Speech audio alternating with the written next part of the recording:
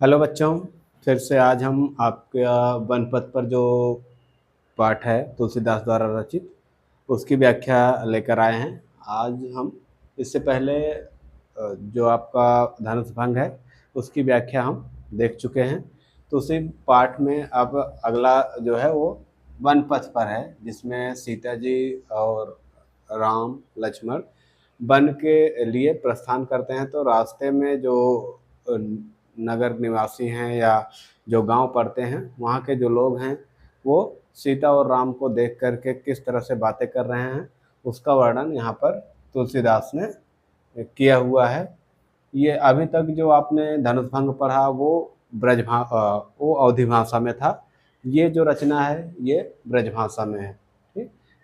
जो आपके तुलसीदास हैं उन्होंने दो भाषाओं का प्रयोग अपने काव्य में किया है, एक ब्रज का एक अवधी का। तो ये आप जो आप पढ़ रहे हैं वन पथ पर ये ब्रज भाषा में है। तो आइए देखते हैं इसकी व्याख्या। पुरते निकसी रघुवीर वधु। रघुवीर मतलब श्री राम, वधु मतलब बहू, यानी पुरते निकसी। पुर मतलब अयोध्यापुरी से, पुर मतलब होता है वैसे नगर, लेकिन यहाँ अयोध्यापुरी से। अयोध्यापुरी से ते मतलब से, निकसी मतलब निकली। रघुवीर वधु यानी सीता जी, रघुवीर यानी श्री राम की पत्नी सीता जी जो हैं वो अयोध्यापुरी से निकली। धर धीर दय मग में डग द्वय। धर मतलब धरे, धीर मतलब धीरे से, दय मतलब दिए, मग मतलब रास्ते में, डग मतलब कदम। ठीक। धीरे से रास्ते में दो कदम धरे या रखे। ठीक। अयोध्यापुर से निकल करके सीता जी जो हैं, श्री राम की पत्नी सीता जी जो हैं, धीरे से रास्ते में दो कदम रखती हैं, वन के रास्ते में दो कदम रखती हैं। जैसे घर से निकलती हैं तो झलकी छलकी भर भाल कनी जल की। हाँ, भाल मतलब होता है माथा, कनी मतलब होता है पसीना। माथा से पसीना। ठीक। उनके माथे से पसीने का जो जो बूंदे हैं वो छलकी यानी दिखाई देने लगी। पुट सूख गए मधुराधर हुए। उनके होठों के मधुर होठों को जो पट थे वो सूख गए। उनके मधुर होठों के जो पुट थे वो सूख गए। जैसे ही अयोध्यापुर से निकल करके सीता जी रास्ते में दो कदम रखती हैं, उनके माथे से पसीने की जो बूंदें हैं वो छलकने लगती हैं और उनके जो मधुर होंठ हैं वो सूख जाते हैं। फिर बूझते हैं, फिर बूझते हैं चलनो अब केतिक। फिर सीता जी राम से पूछती हैं कि चलनो अब केतिक, अभी कितना दूर तक चलना है। पर्ण कुटी करिहों कित, पत्ते की कुटी कहाँ बनानी है। अब सीता जी पूछ रही हैं कि अभी कितनी दूर चलना है और पत्ते की जो कुटिया है वो कहाँ बनानी है। अब जब इतनी बात सीता जी कहती हैं, केतिक मतलब होता है कितनी। ठीक। पर्णकुटी करियो मतलब बनाना, कित मतलब कहाँ। ठीक। पत्ते की कुटी कहाँ बनानी है। बोझत मतलब पूछती है। तीय की लख आतुरता। ती मतलब होता है स्त्री, यहाँ स्त्री कहो या पत्नी कहो। पत्नी की लख मतलब देख करके, आतुरता मतलब व्याकुलता।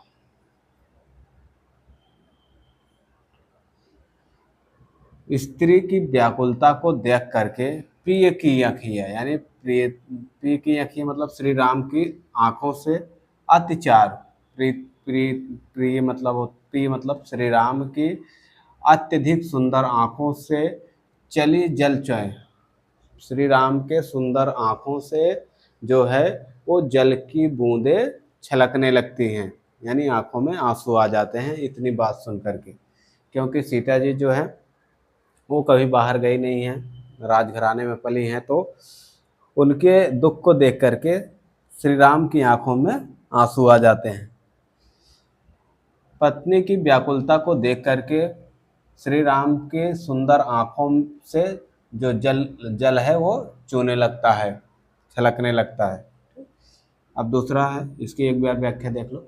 अयोध्यापुर से निकल करके सीता जी जो है जैसे ही रास्ते में 2 कदम रखती हैं, उनके माथे से पसीने की बूंदें छलकने लगती हैं और उनके जो मधुर होंठ हैं, उनके जो पुट हैं वो सूख जाते हैं। फिर सीता जी राम से पूछते हैं कि अभी कितनी दूर चलना है और पत्ते की कुटिया कहाँ बनानी है। पत्नी की व्याकुलता को देख करके, यानी सीता जी की व्याकुलता को देख करके राम जी के सुंदर आँखों से आंसू या सुंदर आँखों से आंसू जो जल है वो चूने लगता है, जल छलकने लगता है। अब दूसरा देखो पद्यांश नंबर 2। जल को गए लखन लड़का है, कह रहे हैं जल को गए, जल लेने के लिए गए हुए हैं। कौन? लक्ष्मण जी। लखन मतलब लक्ष्मण जी। जल को गए लखन हैं, जल लेने के लिए लक्ष्मण जी गए हैं। लड़का अभी वो बालक हैं, ठीक। पारिखो पिय, पारिखा मतलब प्रतीक्षा करो ना। पारिखो पिय, हे प्रीतम यानी हे श्री राम अपने पति को कह रहे हैं पी, हे पतिदेव प्रतीक्षा करो। छाह घड़ीक, घड़ीक मतलब घड़ी, एक घड़ी, एक क्षण इसको कहते हैं, ठीक। छाह घड़ीक है ठाढ़े, एक क्षण छाँव में ठाढ़े मतलब खड़े होकर के प्रतीक्षा करते हैं, ठीक। अब सीता जी कह रहे हैं कि जल लेने के लिए लक्ष्मण जी गए हुए हैं, वो अभी बालक हैं। हे प्रियतम, एक क्षण छाँव में खड़े होकर के उनकी प्रतीक्षा करते हैं, ठीक। यहाँ तक समझ में आया। जल लेने के लिए लक्ष्मण गए हुए हैं, अभी वो बालक हैं। हम पेड़ की छाँव में या कहीं छाँव में खड़े होकर के उनकी प्रतीक्षा करते हैं। पोछ पसेव बयार करो, इतनी देर में मैं क्या करूँगी? पोछ पसेव, पसेव मतलब पसीना, बयार मतलब होता है हवा, ठीक। पोछ पसेव, पसीना मैं आपका पोछ दूंगी, बयार करूँ और हवा कर दूंगी, ठीक। और पाए पखारियों भूभुर ढाढ़े, और जो आपके पाए, पाए मतलब पैर, पखारियों मतलब साफ कर दूंगी, धो दूंगी, ठीक। और पाए पखारियों भूभुर ढाढ़े, और आपके धूल से भरे हुए जो पैर हैं, धूल में सने हुए जो पैर हैं, उनको मैं साफ कर दूंगी। तुलसी रघुवीर प्रिया श्रम जान, अब तुलसीदास जी कहते हैं कि रघुवीर प्रिया श्रम जान, रघुवीर मतलब श्री राम, प्रिया मतलब पत्नी की, श्रम मतलब थकान को, जान करके ना, राम जी जो हैं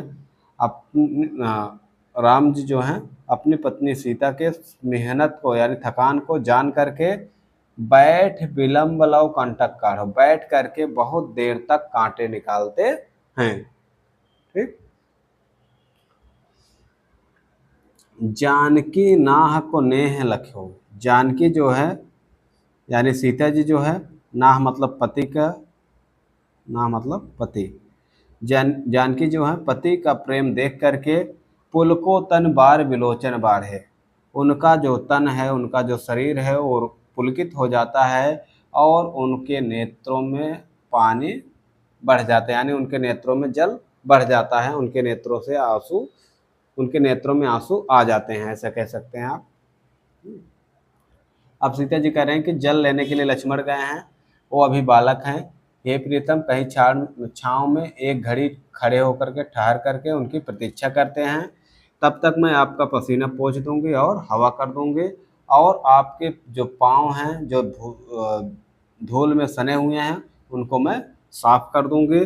तुलसीदास जी कहते हैं कि राम जी अपनी पत्नी सीता की थकान को जान करके बैठ करके बहुत देर तक कांटे निकालते हैं।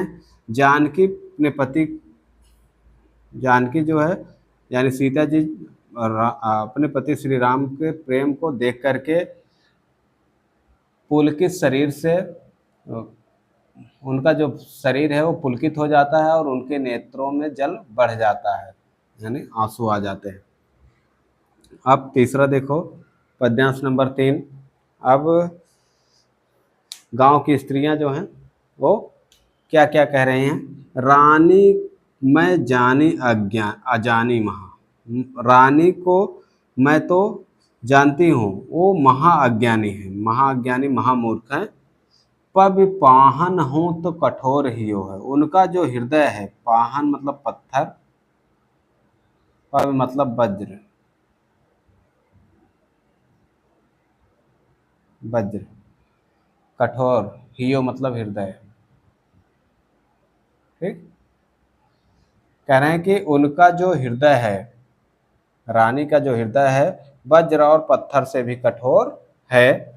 राजा काज अकाज न जाने, राजा भी कार्य और अकार्य नहीं जान पाए कि क्या कार्य है, क्या क्या करना चाहिए, क्या नहीं करना चाहिए।